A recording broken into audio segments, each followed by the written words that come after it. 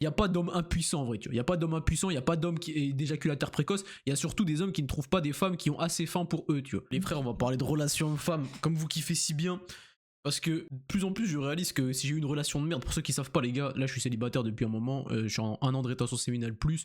J'ai eu une relation de 5 ans avec une raclie, et en vrai ça se passait mal en tout temps, frère. Ça se passait mal, même dès le début, ça se passait mal, mais quand t'es un petit pucix, frérot, que t'as pas d'estime de toi, et que t'as peur de quitter ta meuf, ou que t'as peur de t'en aller de la vie de couple et te dire putain, je vais retourner dans la branlette vie, dans la solo vie, dans la vie sans personne, tu vois, tu te pisses dessus, donc t'oses pas quitter la meuf, et tu restes dans ta situation de merde, ta situation qui fait que tu ne te développes pas, et que tu restes une merde globalement. Et à l'époque, les gars, je pensais que tous les malheurs du monde s'abattaient sur moi. Déjà, j'étais un putain de coumeur, frérot, encore que les malheurs du monde s'abattent sur moi, je ken, je fornique, et en plus je pêche, et en plus je crache mon cum, frérot, je crache mon coum. Et je me demandais pourquoi tout allait mal. Et tu sais, j'en voulais beaucoup à ma meuf parce que, en vrai, je vais parler d'un point de vue du mec d'avant et aujourd'hui je vais te parler du point de vue du mec d'aujourd'hui. Avant, comment je voyais les choses. Moi, elle me menait la vie dure, elle était insupportable sur plein de points. Elle me donnait pas ce que je voulais entre guillemets dans beaucoup de domaines, tu vois, que ce soit affectivement, sexuellement, machin. Tu vois, moi j'avais une dalle de fils de chien, je voulais tout le temps Ken, mais pour Ken ça se mérite. Je voulais une meuf qui me respecte, qui me donne de l'amour et de l'affection, j'ai envie de te dire. En vrai, elle faisait à peu près son taf, tu vois, mais j'étais insatisfait comme tout homme et comme n'importe qui. On veut toujours plus, on est des merdes nous les hommes. Mais d'un côté c'est bien de toujours vouloir plus parce que après bah tu te démènes pour avoir plus et devenir plus riche, plus fort, machin. Mais globalement dans ce truc, ça ne se prend pas, ça se mérite. L'amour, le sexe, tout ça, ça se prend pas, frérot. Sinon tu voles la meuf, en fait c'est tout simple, frérot. Si tu prends du sexe, c'est un V-word, c'est pas elle qui veut. Donc toutes ces choses, que ce soit amour, affection, respect, c'est pas un truc qui se prend, qui se prend, qui s'impose. Enfin justement ça s'impose et ça ne se prend pas. Et si je n'étais pas respecté plus que ça, si je n'avais pas tout ce que je voulais dans ma relation, c'est parce que je le méritais pas. Et à l'époque, les gars, je lui en voulais sur beaucoup de choses. Certes, elle a pas fait son travail sur plein de trucs, genre ça a pas été une bonne meuf sur plein de trucs, tu vois, en termes d'écoute, en termes de... Un jour, les gars, je vous parlerai de ma vie S, les gars, ma vie S, parce que moi, avant, j'étais un mec stressé de la vie. C'est quoi, je crois qu'on va en parler maintenant, les gars. C'était pas le prévu, je pense pas que je vais rentrer dans les détails de fou, mais sachez, mes frères, que après avoir fait plein de recherches, après avoir parlé avec plein de mecs qui étaient dans ma situation, Belek, il y a un truc qui passe sous couvert, c'est la performance la volonté d'être performant en tant qu'homme, tu vois. Et au début, frérot, t'es gaze. Au début, t'es gaze, surtout quand t'es un stressman, surtout quand t'es un mec qui veut optimiser les choses, surtout quand t'es ce mec qui overthink, bro, un mec qui réfléchit tout le temps. Et généralement, les mecs qui me regardent ou les mecs qui sont un peu comme moi, ils sont un peu dans ce délire-là, tu vois. On réfléchit tout, on veut tout optimiser, on veut tout le temps être performant, tout le temps être le meilleur. Et ça, mon gars, quand t'es dans le domaine du X, frérot, ça te porte beaucoup défaut. Parce que justement, gros, ton sgeg, c'est un truc parasympathique, frérot, tu le contrôles pas, tu vois. Il y a le système sympathique, parasympathique. Il y en a un que tu contrôles, il y en a un comme la respiration, le fait de bander et tout, d'être excité. Tu ne le contrôles pas. Tu peux essayer de le contrôler avec ta respiration et tout, mais globalement, c'est pas toi qui décides quand tu triques, frérot. Genre, tu peux essayer de ne pas triquer. Si y a une meuf, elle te pépon, tu vas triquer. Tu peux rien faire, tu vois. Et bref, à ce moment-là, j'étais inconfiant et ma meuf, elle était compréhensible, mais pas plus que ça. Et elle m'aidait pas plus que ça. Là, je vais te confier des trucs de fou, c'est une dinguerie. Je te confie des trucs de fou. Et moi, je lui en voulais parce que si elle était plus patiente, si elle était plus entreprenante, si elle était plus toutes ces choses, j'aurais jamais eu, entre guillemets, ces problèmes d'inconfiance, tu vois. Si j'avais eu de matière à ken. Tu sais qu'on va parler clairement, on va parler franco, les gars. Il n'y a pas d'homme impuissant, en vrai, tu vois. Il n'y a pas d'homme impuissant, il n'y a pas d'homme qui est d'éjaculateur précoce. Il y a surtout des hommes qui ne trouvent pas des femmes qui ont assez faim pour eux, tu vois. Parce qu'en fait, un mec qui est précoce, tu vois. Moi, j'ai jamais été un précoce de zinzin, ça a pas duré longtemps. Par contre, je vous le confie, je m'en bats les couilles. Les gars, moi, l'épreuve de la capote, c'était un truc pour moi, tu vois. Genre, ça me faisait éteindre, ça me faisait descendre ma gueule. Et moi, j'avais un problème avec ça, tu vois. Dès que je mettais la podcast, je descendais, je stressais. Après, pour remonter, c'était une galère et tout. J'ai eu plein de problèmes comme ça pendant un moment, ça a duré. Aujourd'hui, alhamdoulilah, je suis totalement lavé de ces trucs. Bon, après, j'ai envie de te dire, j'ai pas recommencé depuis un an, mais genre, de mes dernières expériences, j'avais plus du tout de problème. Mais ça se trouve, les gars, mes frérots qui me regardaient, un jour, je pourrais peut-être vous aider en DM. Si tu passes par là un jour, tu peux m'envoyer un DM, frérot, je pense que je saurais t'aider parce que moi j'ai résolu mon problème et je pense que je peux aider d'autres hommes à le résoudre. Et d'ailleurs, je pense qu'un jour, premier degré, je pense que je serai le seul homme au monde à partager une formation dans ce truc-là, mais qui n'est pas un mensonge. Parce que les hommes, les gars, on va divaguer totalement. Putain, mais c'est pas grave, ça, franchement, ça va vous intéresser. Les gars, la santé, c'est un business, je vous le rappellerai jamais assez. Et les hommes qui sont inconfiants au lit, tu vois, c'est aussi un business. Les gens, ils jouent de ça. Ah ouais, t'arrives pas à bander, t'es stressé et tout machin, achète ma formation, tu verras, je vais te vendre l'outil magique qui te permettra de bander tout le temps sans jamais avoir de stress, de coup de stress. Et les gars, les gens ont beau faire genre, ouais, ils sont trop à l'aise et tout. Sachez que l'impuissance ou l'éjaculation précoce, ça concerne un tiers des hommes, tu vois. Un tiers des hommes, c'est une folie. Et c'est peut-être plus parce qu'il y en a plein qui n'assument pas. Et du coup, il y a des gens, bah, ils se servent de ça, ils se servent de la crainte des gens pour vendre des formations de merde qui ne marchent pas, faire des trucs de merde qui ne marchent pas, et ils te font dépenser ton oseille. Moi, alhamdoulilah, j'ai rien acheté, tu vois, vis-à-vis de ça, j'ai réussi à régler mon problème moi-même. Et, et les gens, c'est vraiment des fils de chien. J'ai vu des gens, les gars, et j'ai failli des fois lâcher des billets en me disant, vas-y, c'est sûr, ça peut régler mon truc d'un coup, tu vois. Parce que les gars, en tant qu'homme, vous le savez très bien, vous comme moi, que le plus important c'est votre sgeg, c'est la reproduction. Imagine t'es pas capable de te reproduire parce que tu stresses quand c'est le jour J de te reproduire, c'est gênant de fou. En tant qu'homme tu te remets en question de psychopathe. Je pense que je suis l'un des seuls qui pourra te parler de ça sur YouTube en m'en battant les couilles parce que d'une part j'ai réglé mon problème, d'une seconde part moi je suis pas un hypocrite, je te dis par quoi je suis passé pour que toi tu puisses avoir le même développement si un jour tu souhaites atteindre entre guillemets ce que moi je suis devenu. Et je vais pas être ce mec qui va cacher les trucs, tu vois, parce que certes sur mes dernières expériences j'étais chaud, tu vois, j'étais un mec qui tient longtemps, j'étais un mec endurant, j'étais un mec pas stressé, j'étais un mec présent dans le moment présent, tu vois, j'avais totalement lavé mes trucs, mais je suis passé par le stade du mec inconfiant, le mec qui crachait très rapidement, le mec qui avait peur, qui était stressé, je suis passé par ce stade comme tout le monde. Et je pense qu'un jour mon gars, toi si tu passes par là, sache que je serai ton oreille ma gueule. Si tu veux te confier sur ça, tu m'envoies un message sur Insta. Peut-être mes conseils vont pas te servir parce que franchement le travail il vient de toi. Le problème il vient à l'intérieur de toi, c'est à toi de le régler toi-même. Mais sache qu'il n'y a pas d'outil magique, une fois de plus, il n'y a pas de remède magique. C'est en travaillant sur toi, en prenant confiance en toi, en apprenant à gérer ta respiration, en comprenant qu'en fait Ken c'est juste Ken frérot, c'est juste une putain d'activité, t'as pas besoin de te monter le crâne, de monter le boule pour ça, t'as pas besoin de devenir complètement fou pour ça, tu vois. Gros, au pire des cas, tu kennes plus du tout. Moi, ça fait 1 an que je suis arrêté en son séminaire. En fait, c'est pour ça que je suis totalement décomplexé vis-à-vis de ça et que je ne stresserai sûrement plus jamais. C'est sûr, je ne stresserai plus jamais vis-à-vis de ce truc parce que j'ai vécu 1 an sans. Je sais que je peux vivre sans, tu vois. Après, là, je vis sans en sachant que bah, j'ai aucun problème vis-à-vis de ça. Mais je veux dire, j'ai décomplexé le truc, il n'y a plus d'épreuves dans la vie qui me disent putain, faut absolument que je réussisse, c'est fini pour moi ces choses-là. Donc sache mon frérot que si un jour t'as un problème vis-à-vis de ça, je pourrais t'aider. Donc maintenant que je t'ai donné cette partie-là, tu vois, moi j'en voulais à ma meuf de pas être assez présente sur ça, tu vois, de pas m'avoir assez aidé, avoir été présente, patiente, parce que une fois de plus, je te redis, tu vois, l'impuissance et l'éjaculation précoce. Globalement, ça n'existe pas. C'est avec toi, t'as une meuf patiente qui charbonne pour t'aider, tu vois, qui charbonne pour te monter, pour te faire monter, tu vois ce que je veux dire, qui est là, tu vois, et une meuf qui te donne de la matière à ken. Genre, frérot, si tu kennes 1 fois par semaine et que t'es précoce, en fait, c'est pas que t'es précoce, c'est juste que t'as jamais le temps de t'entraîner, frérot. Comment tu veux t'entraîner à ne pas être précoce, tu bouillaves 1 fois par semaine, c'est compliqué, tu vois. Donc, si tu pars d'une base stressée, hein. Là, je te parle pas si t'es un mec qui a aucun problème de base, 1 fois par semaine, ça peut te suffire. Et les gars, me dites même pas en commentaire vos performances, je m'en bats les couilles, parce que je sais qu'il y en a trop, ils aiment trop dire ça, tu sais. Je sais qu'il n'y a pas de jeunes de ouf dans ma communauté, mais les gars, je vous fais le parallèle. Par exemple, quand tu fais une vidéo de développé couché, il y a tous les mecs de 15 ans qui vont commenter ouais, j'ai 15 ans, moi je fais 120 kilos développé couché. Ouais, moi j'ai 15 ans, je fais déjà 1m80. Je veux pas entendre dans les commentaires de ah ouais, moi j'ai 18 ans et j'ai tenu 30 minutes la première fois. On s'en bat les couilles de vos performances, les gars, on n'est pas là pour faire un concours de beats. Moi je suis en train de parler aux frérots qui arrivent ou qui n'y arrivent pas, en leur donnant des conseils qui peuvent éventuellement les aider le jour où ils seront dans la merde. Et moi je serai là les frères pour vous aider si jamais. D'ailleurs peut-être ça se trouve je te ferai plus de vidéos sur ça, tu sais, qui sait. Parce qu'en vrai les gars, moi j'ai accumulé pas mal de connaissances sur le sujet. Et j'en viens à là, et après promis je reviens sur mon histoire de ma meuf. Ce qui est très bien les frérots quand vous êtes nul de base, quand t'es prédisposé à ne rien faire frérot. J'avais une génétique de merde, j'étais guess dans tous les domaines de base. Franchement j'étais nul partout les gars, y a rien où j'étais bon de base. Un peu comme tout le monde, mais y en a quand même qui ont des prédispositions, tu vois. Moi j'ai rien, tu vois. Dans tous les domaines je suis parti du niveau 0. Donc ce qui fait qu'à chaque fois les gars, moi je dois me documenter, je dois devenir un monstre pour absolument comprendre tous les mécanismes de pourquoi je suis mauvais. Là, je suis très nul en muscu, j'ai une génétique de merde, comment faire du muscle, qu'est-ce que je dois manger. Forcément, mon gars, je vais retourner tout internet pour comprendre mon problème. Ah ouais, je crache rapidement, j'arrive pas à tenir longtemps, je bande pas parce que je suis stressé au moment de mettre la capote. Merde, qu'est-ce que je dois faire, comment mon cerveau fonctionne, système parasympathique, sympathique, la respiration. Et ça m'a mis du temps, les gars, au début, moi, ça m'a pris plein de temps parce que, une fois de plus, je vous l'ai dit, les gars, j'avais pas accès à beaucoup de bouillave, tu vois, elle me donnait pas beaucoup, ma raclie. Alors, après, on se voyait pas beaucoup au début, mais je veux dire, j'avais pas beaucoup. Donc, en fait, je pouvais pas m'entraîner, je pouvais pas passer outre le problème, tu vois. Donc, voilà, les gars, le fait de partir avec une base de merde, ça fait qu'à chaque fois tu dois charbonner pour devenir très fort et tu dois bien comprendre les mécanismes. Ce qui fait que maintenant, comme je suis parti de rien dans beaucoup de domaines, tu vois, la corde à sauter, la boxe anglaise, j'avais peur, j'étais gêné, le sport, la bouillavance, le kénage et tout, la séduction avec les meufs, tous les domaines, les gars, je pars d'une base négative, ce qui fait qu'aujourd'hui je suis un produit fini, tu vois. Je suis un produit fini qui a acquis un énorme bagage de connaissances que je peux retransmettre sur YouTube et à l'avenir peut-être payant, tu vois, sur des trucs qui méritent de se faire payer. Bref, on s'en bat les couilles, mais dans tous les cas, ça reste des compétences que j'ai développées. Maintenant, je reviens avec mon histoire de meuf, tu vois. À cette époque-là, j'avais pas conscience que j'étais une merde et que je devais faire plus de travail sur moi. Pour moi, c'était en partie de sa faute, bien que c'était de ma faute, il y avait aussi une part de sa faute parce que bizarrement, tu sais, quand j'ai capté d'autres meufs, ça se passait mieux. Après, tu vois, j'avais pris confiance d'ici là depuis, tu vois.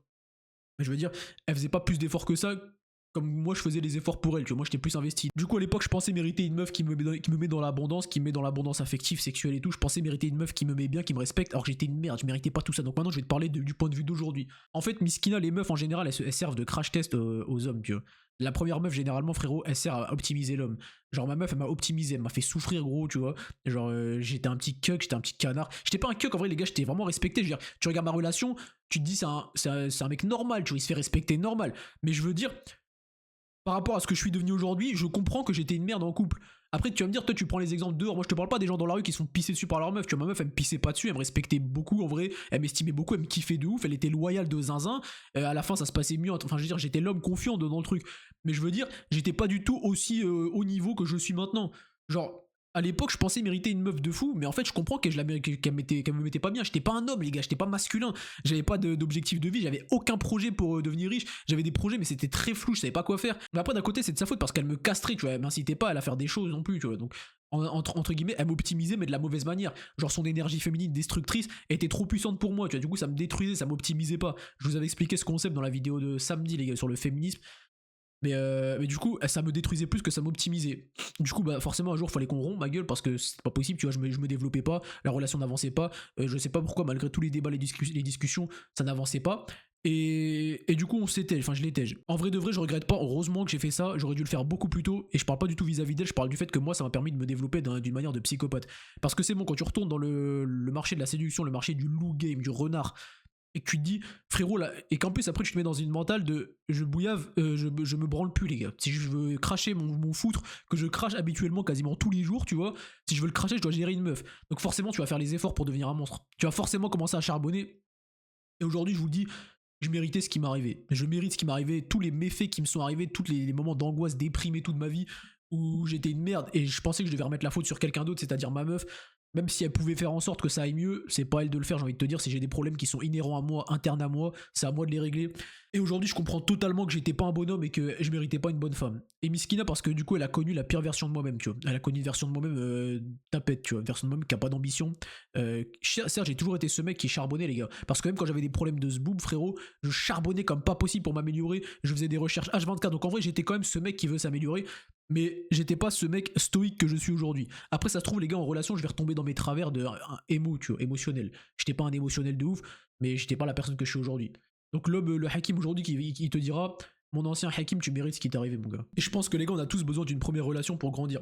Il y a des mecs, je sais, qui sont très chauds dès le début, ils ont déjà fait le travail, ou ils avaient déjà des valeurs bien masculines, mais pour beaucoup, on a besoin d'avoir une première meuf qui nous optimise, tu vois, ou qui nous détruit. Soit elle t'optimise et tu vas rester avec elle et elle va te faire grandir toute ta vie, soit elle va te détruire et tu vas la quitter ou elle va te quitter et après tu vas t'optimiser tout seul parce que tu auras compris que les femmes elles sont très difficiles et que si un jour tu veux te faire respecter de manière inconditionnelle et aimer de manière inconditionnelle, avoir accès au sexe comme la plus grande des normalités et pas que ce soit un cadeau de ta meuf parce que t'es en relation avec elle, tu vas devoir t'élever, frérot. Et pour t'élever, mon gars, tu vas devoir travailler sur tous les points que je te cite H24 et en regardant la chaîne de l'or noir, un mec qui parle de rétention séminale, je commence à me rendre compte que vraiment, franchement, je te parle d'hygiène de vie, de muscu et tout, mais en vrai, le pilier principal, c'est la rétention séminale.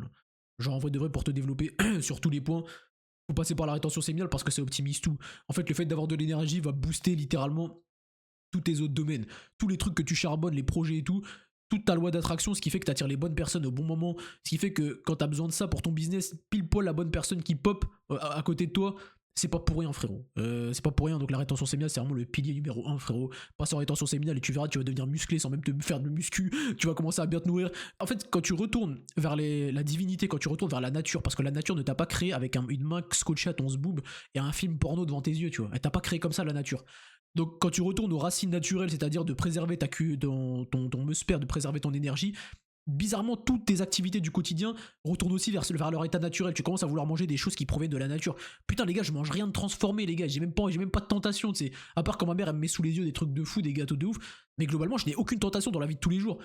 Pareil, les gars, faire du sport, pour moi, c'est une normalité. Faire du mouvement, il n'y a pas une journée où je fais pas 10 000 pas, tu vois. 10 000 pas, c'est la base des bases.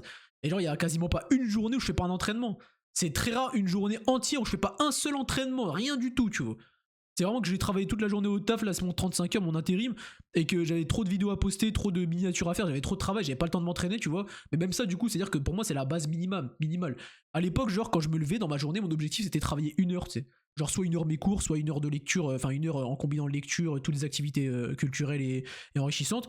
Aujourd'hui, c'est tout l'inverse, c'est 1 heure de divertissement maximal dans ma journée. Genre, y a pas une journée où je m'autorise plus d'1 heure de divertissement. Et encore, même ça, tu vois. Mon divertissement, c'est avant de dormir, je m'endors devant une vidéo d'un mec enrichissant, inspirant. Je regarde même pas de trucs pour me divertir, je regarde des mecs qui m'inspirent et qui me font devenir comme eux. Donc au final, les gars, la base de tout, c'est la rétention séminale parce que ça va vraiment calibrer tout. Tu vas retourner vers ton état naturel de charbonneur, de masculinité, du mec qui va absolument grind la vie. Donc c'est la base, c'est le précurseur. Après, si t'as fait le chemin avant et que t'as déjà toute l'hygiène de vie et que tu finis par la rétention séminale, c'est bien aussi, hein. C'est bien aussi parce que du coup, t'auras pris de l'avance sans rétention. Alors, tout ce que tu faisais de base, ta rétention va l'optimiser. Mais je veux dire, si toi tu veux devenir un monstre et que tu fais encore rien de tout ça, passe en rétention, ça va directement te donner un boost de fou. Boost énergétique de psychopathe. Tu vas retourner vers la nature et ton état de masculinité. Donc, mes frérots, si vous êtes en couple, si vous êtes célibataire ou quoi, je vous le répéterai jamais assez. Si vous souffrez dans votre relation, c'est que vous êtes pas assez bon, les gars. Vous êtes pas assez bon. Parce que si vous étiez assez bon, votre femme serait polarisée en tant que féminine, serait polarisée féminine et il y aurait pas tous ces problèmes. Quand t'es un homme, quand t'es masculin, quand tu offres les qualités que tu dois offrir en tant qu'homme à ta femme, elle se polarise naturellement vers la féminité. Quand toi tu te polarises côté homme, elle va se polariser côté femme. Si elle est chiante, si elle veut prendre des décisions, si elle ne t'est pas soumise naturellement. Après, les gars, il y a des défauts de construction. Hein. Je veux dire, tu peux être l'homme parfait, il y aura toujours des femmes qui te seront imparfaites, qui seront imparfaites à tes yeux et qui ne seront pas soumises à toi, bien que tu mérites la soumission parce que t'es un homme parfait. Il y a des meufs, les gars, elles sont comme ça, elles sont construites comme ça. On leur a retourné le crâne dès leur éducation, à leur faire croire qu'elles devaient haïr les hommes, être en concurrence avec eux. Mais globalement, si t'as fait le taf, tout le taf, normalement ta meuf te respecte. Donc dis-toi, pars du principe que si tu veux une meuf qui te respecte, fais le taf avant de te mettre en couple. Et si t'es en couple et que ta meuf ne te respecte pas comme elle devrait te respecter, genre vraiment elle se permet des choses qu'elle ne devrait pas se permettre, ou elle ne te donne pas ce qu'elle doit te donner, entre guillemets. Et là je te parle pas de violence conjugale, de viol conjugal, hein. Je te parle pas de devoir conjugal non plus. Normalement, c'est pas son devoir, en fait, c'est naturel pour elle quand elle est soumise à toi. Donc, mon gars, s'il y a pas ça, sache que t'as pas fait le travail. Sache que t'es sûrement pas assez bon pour mériter une meuf qui soit à la hauteur de tes exigences. Donc, fais le travail, passe en rétention, fais tout ce que je te dis de faire, et bizarrement, ta meuf va commencer à te respecter. Et c'est une dinguerie parce que, du coup, moi, j'ai jamais été en couple en étant en rétention. C'est-à-dire que je me faisais respecter, tu vois, les dernières biatches que j'ai captées, j'en ai pas capté 50 pour si tu le sais pas encore, mais j'ai pas un body count de fou. Mais entre ma meuf et les dernières biatches que j'ai captées, les meufs étaient quand même assez soumises à moi, tu vois, elles étaient quand même assez bandantes de moi, elles me kiffaient. J'imagine même pas, les gars, en étant en couple, en étant en rétention séminale avec tout ce que j'ai maintenant, j'imagine même pas comment la meuf, ça serait aberrant, tu vois. Ce serait un truc de psychopathe. Donc j'ai envie de te dire, là j'ai hâte d'avoir atteint, mais j'ai pas hâte parce qu'en fait je kiffe le processus. Je m'en fous des objectifs en vrai, les gars. Je kiffe ce que je fais, le charbon là, de devenir riche et tout. Bien sûr que je suis pressé de l'être, entre guillemets, d'être dans l'abondance. Mais vraiment, le processus que je fais là pour atteindre l'abondance totale, la liberté totale, je kiffe le processus. Donc je suis pressé, oui et non. Mais j'ai quand même hâte de voir ce que ça donnera, moi, en couple, en rétention séminale, avec tout ce que j'ai accumulé, avec une meuf, tout ce qu'il y a de plus lambda. Genre, wesh, en vrai de vrai, frère, elle va dire, wesh, Albatar, frère. Albatar, je pourrais plus jamais, genre je peux plus le quitter, frérot. Genre je marche dans la rue, c'est que des coumeurs, des mecs qui font rien de leur vie, tu vois. Et genre j'ai Hakim à côté, obligé d'être soumise et de pas te casser les couilles. Et puis si elle a le culot, l'outrecuidance de ne pas être féminine et de ne pas être en paix, etc. Frérot, tu la tèches parce que toi, tu vaux 1 million sur le marché, tu peux trouver n'importe qui à tes bottes. Mais je te conseille quand même de faire le bon choix parce que ça serait bête de te marier ou de te mettre en couple avec une meuf, de soit la dévierger, soit lui rajouter du body count et après de la laisser dans la nature. C'est vraiment le pire truc que tu puisses faire en tant qu'homme, je pense, dans la vie. C'est pour ça que les gars, forniquer, c'est péché dans les religions et c'est pour ça que c'est de la merde. Tu fais que créer des fléaux féminins. Des meufs qui se sont attachées à un homme, elles peuvent plus jamais se remettre en couple. Et miskin, force à elles, on n'est pas ensemble. 18 minutes, elles sont de plus en plus longues, mes vidéos, j'ai de plus en plus de choses à dire. De base, ça part pas du tout sur ça. Au final, je vous confie des trucs de fou, mes frérots. Je pense que moi, les gars, à l'époque, je matais des youtubeurs. Je me disais, ah ouais, je me sens proche de lui et tout. Je regarde ses vidéos tous les jours. Je pense qu'il y a des frérots qui me regardent, qui sont exactement dans cette situation, qui se disent, ah ouais, c'est comme mon poteau, je le regarde tous les soirs, je l'écoute tous les soirs, on est proches et tout. Moi, j'étais comme ça quand je regardais d'autres youtubeurs. Et en vrai, tu crées des liens avec eux. Moi, je sais que je vais jamais vous trahir, donc entre guillemets, c'est bon parce que je vais pas vous décevoir un jour, entre guillemets, je pense. Donc tu peux t'identifier à moi et te dire, ah ouais, c'est mon pote, c'est mon grand ref ou c'est ce que tu veux. Parce que moi, je vais toujours te prôner des bonnes valeurs. Je vais jamais te dire de faire de la merde dans mes vidéos. Mais sachez, mes refs de YouTube, que vous êtes mes préférés. Je vous le dis direct, les gars. Quand je lis les commentaires Insta, TikTok et tout, vous êtes les plus fidèles. Vous êtes les meilleurs commentaires. C'est très rare que je lis des commentaires YouTube négatifs. Vous êtes les plus loyaux, tu vois. Donc merci à vous, les frérots, pour l'assiduité dans les vidéos. Merci pour tous vos commentaires. Vous êtes des bons de ouf. Et je vais pas dire de pas t'attacher à moi parce qu'en vrai, on va sûrement jamais se capter IRL, frérot. On va sûrement jamais se voir. Mais en vrai, tu sais, garde une relation saine avec moi, mon frérot. Commence pas à m'idéaliser ou quoi. Moi, je dis pas que je mérite d'être idéalisé, que je suis un monstre, etc. Mais garde comme une proximité de distance parce qu'il y a forcément un jour où j'arrêterai YouTube peut-être, tu vois, tu verras plus ma gueule tous les jours, où j'aurai moins de proximité avec vous parce qu'il y aura plus d'abonnés, donc je pourrai pas vous répondre comme je le fais aujourd'hui. Je répondrai globalement à toutes les questions, mais genre les messages de soutien, je les likerai, je mettrai un petit message gentil, un petit emoji. Je voulais parler de ça aussi, les gars. Dernier truc, après je me casse. Des fois je culpabilise de pas faire des réponses à la hauteur de votre soutien, tu vois, je me dis putain, mais en fait, si vous êtes intelligent, globalement, ton message, tu veux juste que je le vois, tu veux pas que j'y réponde forcément. Si je te mets un like sur ton com, ou si je te mets juste un emoji prière, ma gueule, tu vas pas te dire, Ah, le bâtard, il m'a juste répondu ça parce que de base, si tu fais ton commentaire, c'est pour que je vois ton soutien, c'est pas pour que je te réponde et que je te suce. Donc si ton but c'est que je vois ton commentaire, sache que je le vois tout le temps. Mais globalement, si t'as une question, d'ailleurs, j'y répondrai tout le temps. Par contre, ça, les questions, c'est des trucs que je réponds tout le temps. Tu vois, si je vois un point d'interrogation dans le commentaire, forcément, j'y réponds. Par contre, des fois, les trucs de soutien, je vais pas répondre un truc de fou. Mais si je te like ou si je te mets un emoji, ça veut dire que je l'ai lu. Et globalement, normalement, l'utilité de ton message a servi. Elle a été usée, tu vois. Genre, ça a servi à quelque chose, j'ai vu ton message. Donc, à la prochaine, mes frérots. À la prochaine, devenez des monstres. Normalement, la vidéo, elle est inspirante. S'il y a des frérots qui étaient dans la situation dans laquelle j'étais en couple, c'est-à-dire un homme de merde qui mérite pas une bonne meuf et qui pensait qu'il méritait, si t'as des problèmes de bandés, frérot, peut-être je peux te donner des conseils. Je peux peut-être te sortir de la panade. Après, je te dis, il y aura pas de remède magique. Moi, je vais te donner des mots clairs. Tout est disponible sur internet. Des trucs simples, des directives simples. Mais je te dis que ça marche pour tout le monde et qu'il n'y a pas d'autre outil. Donc, t'auras pas le choix de te référer à ces trucs et charbonner sur ça. On se dit à la prochaine, mes frérots, bêtes de vidéo, j'espère. Salam alaikum.